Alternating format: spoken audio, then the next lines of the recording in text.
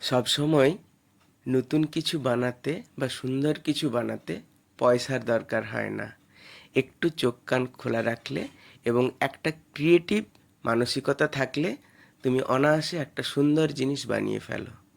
নমস্কার বন্ধুরা, আবারও একটা নতুন ভিডিও নিয়ে চলে এসেছি তোমাদের সামনে। ভিডিওটা একটা ক্রাফট ওয়ার্কের উপর।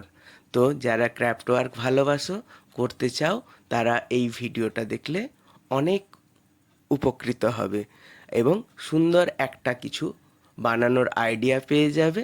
এবং এই ভিডিও দেখে যদি এটা বানাতে চাও তাহলে তোমাদের অনেক অনেক হেল্প বা সাহায্য হবে। যাই হোক, চলে আসি।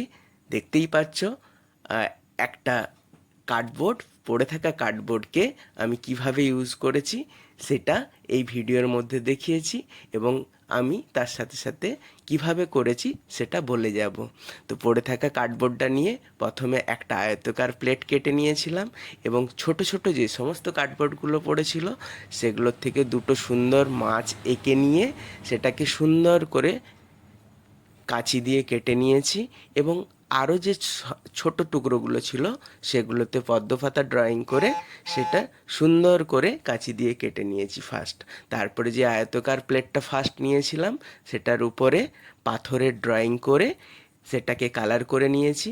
সেটা কালার করার জন্য প্রথমে আমি স্যাপ গ্রিনের সাথে ব্ল্যাক মিশিয়ে একটা ডিপ কালার তৈরি করে পাথরের ফাঁকগুলোতে লাগিয়ে নিয়েছি এবং পাথরগুলোতে বিভিন্ন ধরনের কালার ইউজ করেছি। দেখতেই পেয়েছো কি কি কালার, তাও একবার বলে রাখি। Lemon yellow, chrome yellow, yellow ochre, orange, violet, এই কালারগুলো আমি পাথরের ক্ষেত্রে বিভিন্ন জায়গায় ছোট বড়তে ইউজ করেছি। তারপরে যেই পিসগুলো কেটে নিয়েছিলাম মাছ আর পদ্ম পাতার, সেগুলোকে সুন্দর করে একটা করে বেস কালার লাগিয়েছি।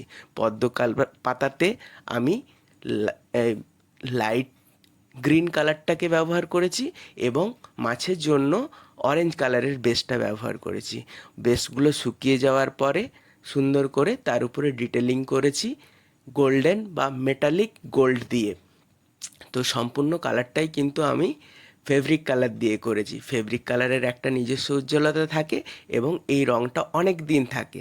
এই রঙের উপরে যদি ডাস্ট পড়ে যায় সেটা আমরা সুন্দরভাবে পরিষ্কার করে নিলে রঙের কোনো ক্ষতি হয় না বা রঙ চটে যায় না।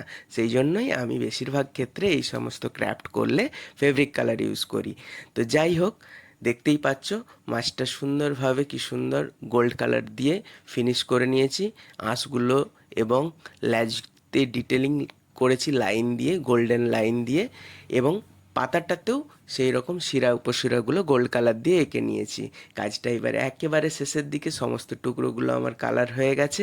এবারে যেই আয়তাকার প্লেটটা নিয়েছিলাম তার উপরে সুন্দর করে সাজিয়ে ফেলবো। তো সাজানো হয়ে গেলে তোমরা জানিও তোমাদের কাজটা কেমন লাগলো।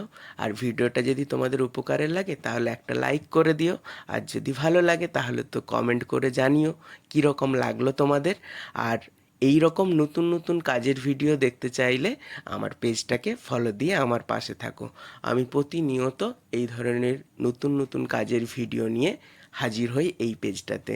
তো সবাই কিন্তু জানিও কাজটা কেমন লাগলো। অনেক ধন্যবাদ এতক্ষণ ধরে আমার এই ভিডিওটা দেখার জন্য। তোমাদের পরিচিত যারা এই ধরনের কাজ করতে ভালোবাসে তাদেরকে শেয়ার করে দিও, তারা উপকৃত হবে। ধন্যবাদ।